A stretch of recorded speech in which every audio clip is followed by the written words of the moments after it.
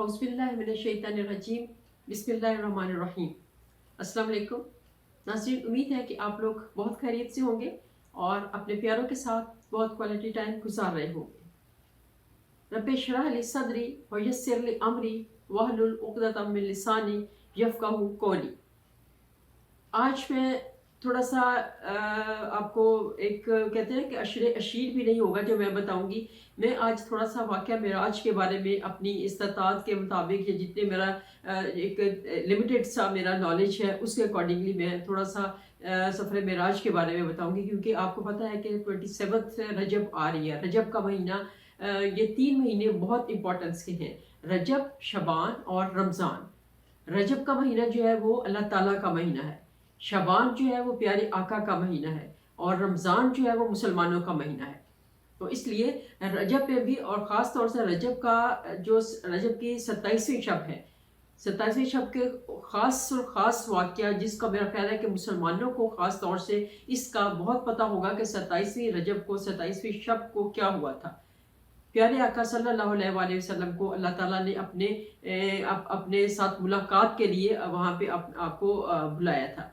तो आप सल्लल्लाहु अलैहि वसल्लम की और अल्लाह ताला की मुलाकात की ये रात थी, और इसमें सिवाय आपके और अल्लाह ताला और प्यारे आका के सिवा और तीसरा कोई बंदा नहीं था, क्योंकि आप इससे पहले जितनी दफ़ा भी आप सल्लल्लाहु अलैहि वसल्लम तक अल्लाह ताला को पैगाम पहुँचाते थे तो वही आती थी, तो वही के ज़रिए पैगाम पहुँचते थे। लेकिन यहाँ पर क्या हुआ कि जब वाक़या मेराज में वही लेके आने वाला कोई नहीं था, डायरेक्ट प्यारे आका की और अल्लाह ताला की मुलाकात हुई और अल्लाह ताला ने अपने महबूब को अपने पास बुलाया और फिर सारी दिल खोल के जो है ना अल्लाह ताला ने बातें की, प्यारे आका ने बातें की। नाज़रीन, मैं आपको वाक़या मेराज भी साथ साथ सुनाती जाती हूँ और साथ साथ आप ये वीडियोस देखिए। ये जब पिछले दिनों में मक्का और मदीना गई हूँ तो मैंने तब ये वीडियोस रिकॉर्ड की है, तो आप साथ साथ वो देखते जाइए, आपको एक रूह परवर सा आपको एक फील होगा।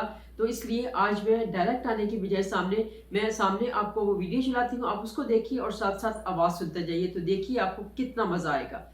ये सारा देखने के बाद फिर मैं आपको जो रूटीन का एक वजीफ़ा होता है वो मैं आपको बताऊंगी। और आज का जो वजीफ़ा तो ऐसा इस तरह से होगा कि जो 27वीं शब को ख़ास तौर से नवाफिल आप पढ़ेंगे, किस तरह से आपने 27वीं शब को इबादत करनी है, और 27वीं शब को जो भी आप दुआ मांगेंगे इंशाअल्लाह ताला अज़ीज़ अल्लाह ताला ज़रूर उसको कबूल करेंगे।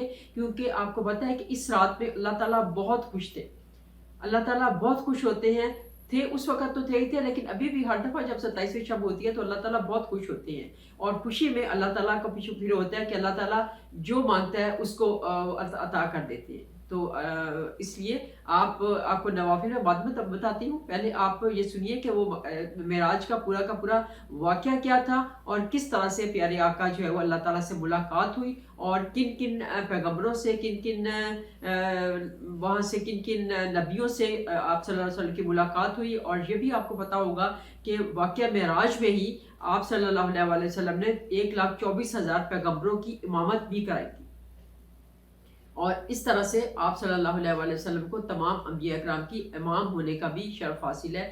और चलिए अभी मैं आपको बताती हूँ कि क्या हुआ। मेराज पैगम्बर इस्लाम की ज़िंदगी के उन वाक़यात में से है जिन्हें दुनिया में सबसे ज़्यादा शोहरत हासिल हुई है। आम रिवायत के मुताबिक ये वाक़या हिजरत से 1 साल पहले 27 रजब की शाम को पेश आया। इसका ज़िक्र कुरान में भी है और हदीस में भी। कुरान ये बताता है कि मेराज किस गरज़ के लिए हुई थी और खुदा ने अपने रसूल को बुलाकर क्या हिदायत दी थी। हदीस ये बताती है कि मेराज किस तरह हुई और इस सफ़र में क्या वाक़यात पेश आए। हज़रत मोहम्मद सल्लल्लाहु अलैहि वसल्लम को पैगम्बरी के मनसब पर सरफराज हुए 12 साल गुजर चुके थे।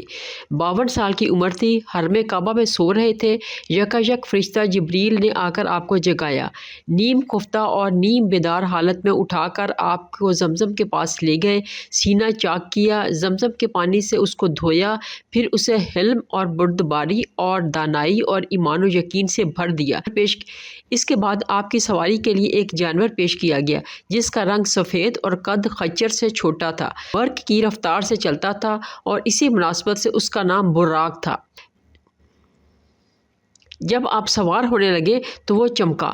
جبریل نے تھپکی دی اور کہا، دیکھ کیا کرتا ہے، آج تک محمد صلی اللہ علیہ وسلم سے بڑی شخصیت کا کوئی انسان تجھ پر سوار ہوا نہیں ہے۔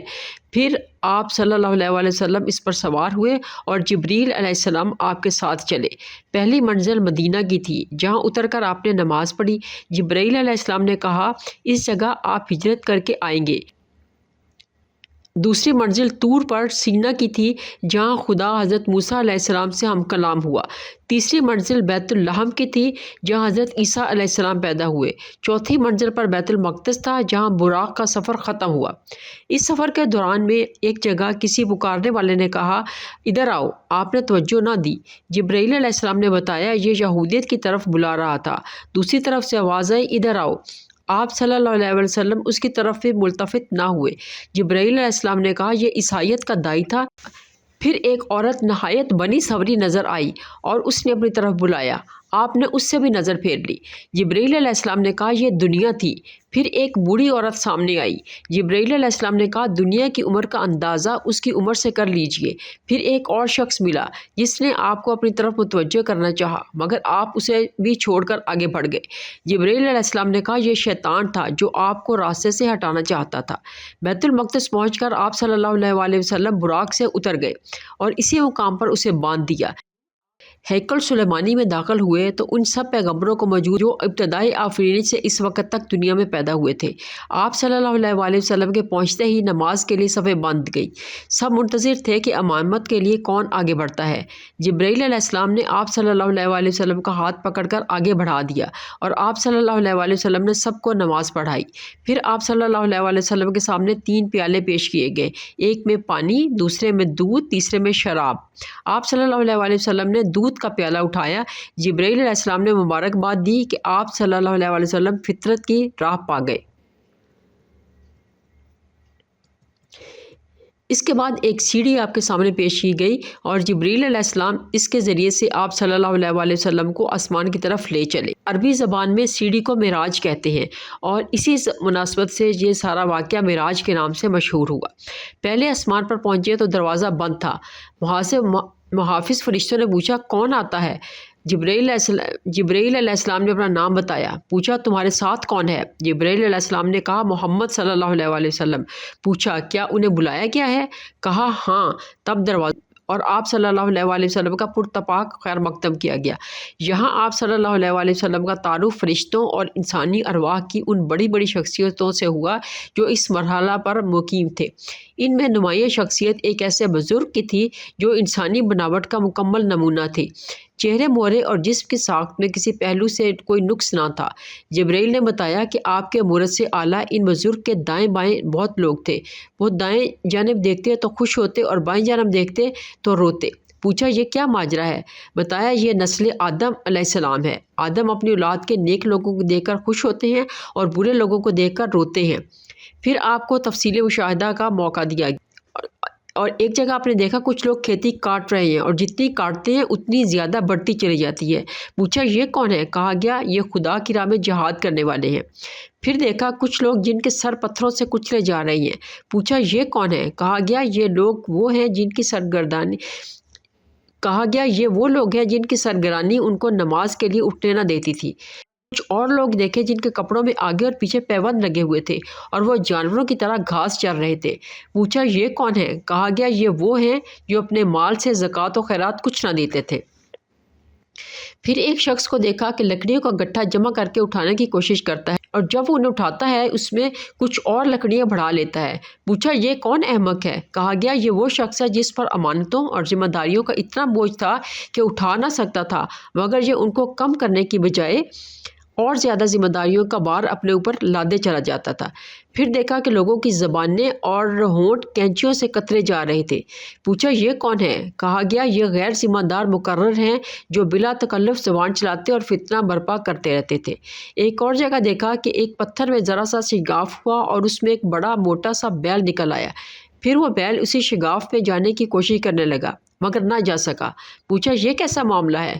کہا گیا یہ اس شخص کی مثال ہے جو غیر ذمہ داری کے ساتھ ایک فتنہ انگیز بات کر جاتا ہے، پھر نادم ہو کر اس کی تلافی کرنا چاہتا ہے مگر نہیں کر سکتا۔ ایک اور مقام پر کچھ لوگ تھے جو اپنا گوشت کاٹ کٹ کر کھا رہے تھے۔ پوچھا یہ کون ہے؟ کہا گیا یہ دوسروں پر زبان تان دراز کرنے والے لوگ ہیں۔ انہی کے قریب کچھ اور لوگ تھے جن کے ناخن تانبے کے تھے اور وہ اپنے منہ اور سینے نوچ رہے تھے۔ پوچھا یہ کون ہے؟ کہا گیا یہ وہ لوگ ہیں جو لوگوں کے پیٹھ پیچھے ان کی برائیاں کرتے اور ان کی عزت پر حملے کرتے تھے۔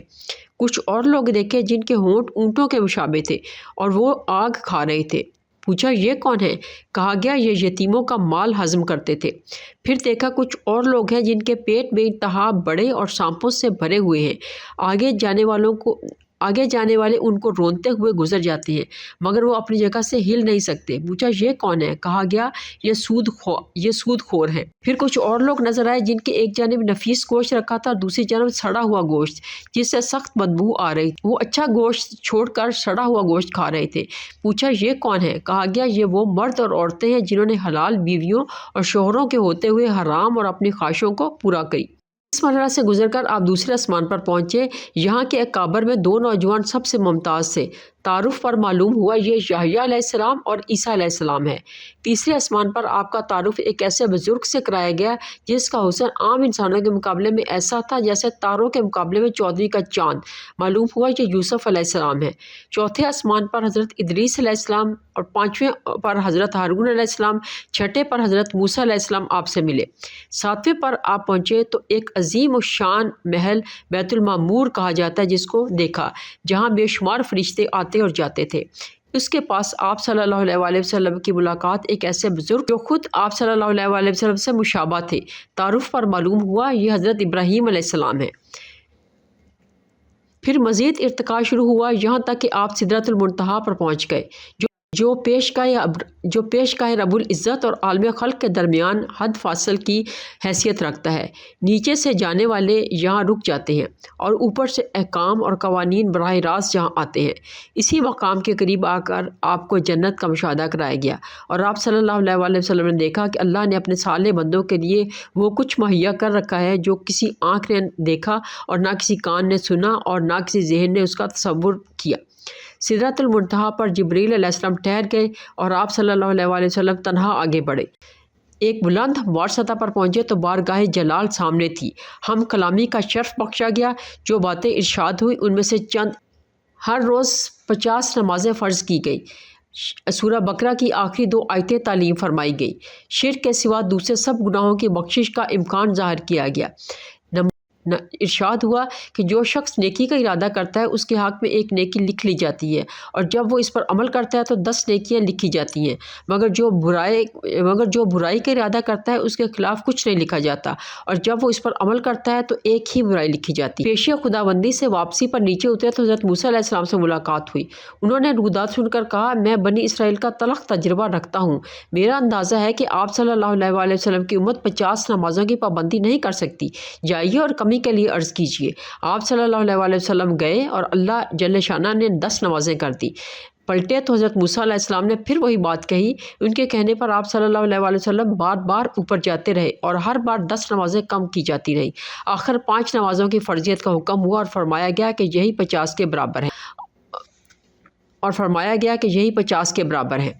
واپسی کے سفر پر آپ سیڑھی سے اتر کر بیت المقدس جہاں پھر تمام پیغمبر موجود تھے آپ نے ان کو نماز پڑھائی جو غالباً فجر کی نماز تھی، پھر براق پر سوار ہوئے اور مکہ واپس پہنچ گئے۔ صبح سب سے پہلے آپ نے اپنی چچا زاد بہن ام ہانی کو یہ رودات سنائی، پھر باہر نکلنے کا قصد کیا۔ انہوں نے آپ کی چادر پکڑ لی اور کہا خدا کے لیے یہ قصہ لوگوں کو نہ سنائیے گا ورنہ ان کو آپ کا مذاق اڑانے کا ایک اور شوشہ ہاتھ آ جائے گا۔ مگر آپ یہ کہتے ہوئے باہر نکل گئے کہ میں ضرور بیان کروں گا۔ حرم کعبہ میں پہنچے تو ابو جہل سے سامنا ہوا۔ اس نے کہا کوئی تازہ خبر؟ فرمایا ہاں۔ پوچھا کیا؟ فرمایا کہ میں آج کی رات بیت المقدس گیا تھا۔ بیت المقدس راتوں رات ہوا ہے اور صبح یہاں موجود؟ فرمایا ہاں۔ کہا قوم کو جمع کرو، سب کے سامنے یہی بات کہو گے؟ فرمایا بے شک۔ ابو جہل نے آوازیں دے دے کر سب کو جمع کر لیا اور کہا لو اب کہو۔ آپ صلی اللہ علیہ وآلہ وسلم نے سب کے سامنے پورا قصہ بیان کیا۔ لوگوں نے مذاق اڑانا شروع کر دیا اور وہ 2 مہینہ کا سفر ایک رات میں ناممکن محال محال پہلے تو شک تھا، اب یقین ہو گیا کہ تم دیوانے ہو گئے ہو۔ آنن فانن یہ خبریں تمام مکہ میں پھیل گئیں۔ بہت سے مسلمان اس کو سن کر اسلام سے پھر گئے۔ لوگ اس امید پر حضرت ابوبکر رضی اللہ تعالیٰ عنہ کے پاس پہنچے کہ یہ محمد صلی اللہ علیہ وسلم کے دستے راست ہیں، یہ پھر جائیں تو اس تحریک کی جان ہی نکل جائے گی۔ انہوں نے یہ قصہ سن کر کہا، اگر واقعی محمد صلی اللہ علیہ وسلم نے یہ واقعہ بیان کیا ہے تو ضرور سچ ہوگا، اس میں تعجب کی کیا بات ہے؟ میں تو روز سنتا ہوں کہ ان کے پاس آسمان سے پیغام آتے ہیں اور ان کی تصدیق کرتا ہوں۔ پھر حضرت ابوبکر صدیق رضی اللہ تعالیٰ عنہ حرم کعبہ میں آئے اور رسول اللہ صلی اللہ علیہ وسلم موجود تھے اور ہنسی اڑانے والا مجمع بھی۔ پوچھا، کیا واقعی آپ نے ایسا فرمایا ہے؟ جواب دیا، کہا بیت المقدس میرا دیکھا ہوا ہے، آپ وہاں کا نقشہ بیان کریں۔ آپ صلی اللہ علیہ وسلم نے فوراً نقشہ بیان کرنا شروع کر دیا اور ایک ایک چیز اس طرح بیان کی گویا بیت المقدس سامنے موجود ہے، اور دیکھ دیکھ کر اس کی حقیقت حضرت ابوبکر صدیق رضی اللہ تعالیٰ عنہ کی اس تدبیر سے جھٹلانے والوں کو ایک شدید ضرب لگی۔ وہاں بکثرت ایسے آدمی موجود تھے جو تجارت کے سلسلے میں بیت المقدس جاتے رہتے تھے۔ وہ سب دلوں میں قائل ہو گئے کہ نقشہ بالکل صحیح ہے۔ اب لوگ آپ صلی اللہ علیہ وسلم کے بیان کی صحت کا مزید ثبوت مانگنے لگے۔ فرمایا، جاتے ہوئے میں فلاں مقام پر فلاں قافلہ پر سے گزرا جس کے ساتھ یہ سامان، قافلہ والوں کے اونٹ براق سے بڑھ گئے، ایک اونٹ فلاں وادی کی طرف بھاگ نکلا، میں نے قافلہ والوں کو اس کا پتہ دیا، واپسی میں فلاں وادی میں فلاں قبیلہ کا قافلہ مجھے ملا، سب لوگ سو رہے تھے، میں نے ان کے برتن سے پانی پیا اور اس بات کی علامت چھوڑ دی کہ اس سے پانی پیا گیا۔ ایسے کچھ اور عطے بتے آپ صلی اللہ علیہ وسلم نے دیے اور بعد میں آنے والے قافلوں سے اس کی تصدیق ہو گئی۔ اس طرح زبانیں بند ہو گئی، مگر دل یہی سوچتے رہے کہ یہ کیسے ہو سکتا ہے۔ آج بھی بہت سے لوگ سوچ رہے ہیں کہ یہ کیسے ہوا۔ اب آپ مجھے خود بتائیے کہ اتنا مقدس مہینہ ہے، اس مقدس مہینے میں اتنی مقدس رات ہے، اس مقدس رات میں اتنی مقدس گھڑیاں ہیں جس میں پیارے آقا کی ملاقات ہوئی اللہ تعالیٰ سے اور سارے راز و نیاز ڈسکس ہوئے ایک دوسرے کے ساتھ۔ تو وہاں پہ اتنی مقدس گھڑیوں میں کیا پھر بھی کسی چیز کی اجازت کی ضرورت ہے آپ کو کہ آپ لوگوں کو کوئی کہے کہ کہیں پہ درج کیا ہوا وہ عبادت کریں تو پھر آپ کریں؟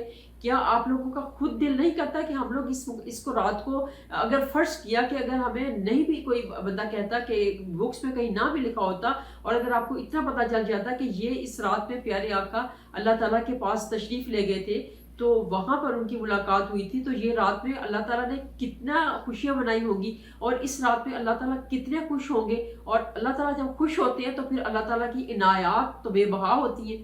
تو آپ کا دل نہیں کرتا ہے کہ وہ اللہ تعالیٰ کی اس خوشی کو آپ بھی اس سے عنایات سے فائدہ اٹھائیں؟ اللہ کیے آپ اللہ تعالیٰ کو جب مانتے ہیں، پیارے آقا کو مانتے ہیں، ہم اس چیز پہ ہمارا یقین ہے، اس چیز پہ ہمارا بلیف ہے کہ اللہ تعالیٰ واحد ہے، اور اللہ تعالیٰ نے پیارے آقا کو بلایا تھا، اور مسجد اقصی میں جب آپ صلی اللہ علیہ وسلم اللہ پاک کے پاس گئے تھے، وہاں پہ وہ پورا ایک، وہ آپ کو ابھی یہ پکچر میں وہ ڈھونڈ کے تو میں ڈالتی ہوں، وہ پورا ایک گڑھا سا بنا ہوا ہے، اس میں ایک جہاں سے پیارے آقا صلی اللہ علیہ وسلم وہ اوپر آسمانوں پہ تشریف لے گئے تھے اللہ پاک کے۔ اللہ تعالیٰ نے اتنا ملاقات کری تھی، اتنی ڈیٹیل میں ملاقات ہوئی تھی، لیکن اس کے باوجود جب آپ صلی اللہ علیہ وسلم ملاقات کر کے واپس آئے، بستر بھی گرم تھا۔ جب آپ عرشوں پہ چلے جاتے ہیں تو وہاں پہ ٹائم اور سپیس نو میننگ، وہاں پہ ٹائم اور سپیس کی کوئی ویلیو نہیں رہ جاتی ہے۔ جو میں آپ کو آج کا جو وظیفہ بتانے لگی ہوں، آج کا وظیفہ یہ ہے، اتنی ڈیٹیل میں ناظرین آج میرا دل ہی نہیں کر رہا ہے کہ میرا دل کر رہا ہے کہ میں بولتی جاؤں اس بارے میں، لیکن ٹائم کی لیمیٹیشن کی وجہ سے مجھے اس کو سٹاپ کرنا پڑے گا ادھر ہی، اور صرف اتنا بتا دیتی ہوں کہ یہ بہت مقدس رات ہے، 27ویں رجب بدھ کی رات ہوگی اور جمعرات کا روزہ ہے، شاید پاکستان میں بھی ایسا ہی ہوگا، یہاں تو یہ سلسلہ ہے۔ تو ابھی آپ اس میں آپ نے نماز تو پڑھیں گے، باقی جو بھی نوافل پڑھیں آپ کی مرضی، جیسا بھی نوافل پڑھیں، ایک 50 دفعہ قل ہو اللہ کے ساتھ نوافل ہے، 4 نوافل ہیں، آپ 2 نوافل 50 دفعہ قل ہو اللہ کے ساتھ بھی پڑھ سکتے ہیں، اور اس کے بعد آپ استغفار زیادہ سے زیادہ کریں اور پیارے آقا پہ درود زیادہ سے زیادہ بھیجیں، کیونکہ اللہ تعالیٰ کو آپ کا استغفار پسند ہے، اللہ تعالیٰ کو لا الہ الا اللہ پسند ہے، تو لا الہ کی تسبیح بہت زیادہ کریں۔ یہ 27 رجب کے خاص طور سے نوافل ہیں، 12 رکعت نفل ہیں، 2 کر کے آپ نے پڑھنے ہیں، 6 دفعہ پڑھیں گے تو 12 نفل بن جائیں گے، 2 نفل پہلے پڑھنے ہیں، اور اس میں الحمد شریف کے بعد آپ نے 11 دفعہ قل هو اللہ احد پڑھنی ہے، اور اسی طرح سے پھر دوسرے نفل میں بھی 11 آپ نے 1 دفعہ الحمد شریف اور پھر 11 دفعہ قل هو اللہ، پھر اگلے نفل میں پورے 12 نفل آپ نے اس طرح سے پڑھنے ہیں، اور اس کے بعد آپ نے 100 دفعہ آپ نے پڑھنا ہے سبحان اللہ، تیسرا کلمہ سبحان اللہ والحمد للہ ولا الہ الا اللہ واللہ اکبر، वला हौला वला कुव्वता नहीं पढ़ना, सिर्फ इतना ही सुबहान अल्लाह वल्हम्दुलिल्लाह वला इलाहा इल्लल्लाह वल्लाहु अकबर, एक तस्बीह। और एक तस्बीह आपने करनी है अस्तगफार की, अस्तगफिरुल्लाह अस्तगफिरुल्लाह इतना पढ़ ले, अस्तगफिरुल्लाह रब्बी मिन कुल्लि ज़ंबिन व अतूबु इलैहि पढ़ ले, ये आपकी मर्जी है। और उसके बाद आपने एक तस्बीह दुरूद पाक की करनी है। दुरूद एक तस्बीह का मतलब है कि 100 दफ़ा, 100 दफ़ा तीसरा कलमा, 100 दफ़ा अस्तगफार और 100 दफ़ा आपने दुरूद पाक पढ़ना है। और उसके बाद आप जो भी दुआ मांगेंगे इंशाअल्लाह अल्लाह ताला ज़रूर उसको कबूल करेंगे। आसमानो दुनिया में से कोई भी चीज़ जो भी आप मांगेंगे अल्लाह ताला से, अगर आप रिस्क के लिए आप मांगते हैं आपको मिलेगा, अगर आप बीमारी से शिफा के लिए मांगते हैं आपको मिलेगा, अगर आप औलाद की फरमाबरदारी के लिए मांगते हैं वो आपको मिलेगा, अगर आपको घर लेने के लिए, कुछ लोग हैं घर लेने के लिए मांग रहे हैं तो आपको मिलेगा, आपको इम्तहान में कामयाबी के लिए कोई दुआ मांग रहे हैं तो वो आपको मिलेगा। गर्ड्स के किसी भी किस्म की कोई प्रॉब्लम जो भी आपको लगता है, मैंने पहले भी कहा था कि वो काम जो आपसे सॉल्व नहीं हो रहा, आप उसके लिए परेशान हैं, वो आपको आपकी जो हाजत हो सकती है वो आपको खुद पता है कि किस काम को आप नॉन सॉल्वेबल समझते हैं, तो वो आप अल्लाह ताला से इन नवाफिल के थ्रू मांग सकते हैं। वो किसी भी किस्म की कोई सी भी परेशानी आपकी हो सकती है। तो चलिए नाज़रीन, इसी के साथ मैं आप लोगों से इजाज़त चाहूँगी। आज की वीडियो भी बहुत लंबी हो गई होगी, डेफिनेटली बहुत लंबी हो गई होगी। ये तो मैं जब वीडियो देखूंगी तो मुझे अंदाज़ा होगा कि कितनी लंबी है। तो चलिए इंशाल्लाह, लेकिन बहरहाल मज़ा बहुत आया है आज की बातें आप लोगों के साथ शेयर करने का और प्यारे आका की बातें करने का। इन्हीं अल्फाज के साथ नाज़रीन इजाज़त चाहूँगी। इंशाल्लाह फिर किसी और वीडियो के साथ दोबारा से हाजिर होंगी, तब तक के लिए इजाज़त दीजिए। अल्लाह हाफिज़।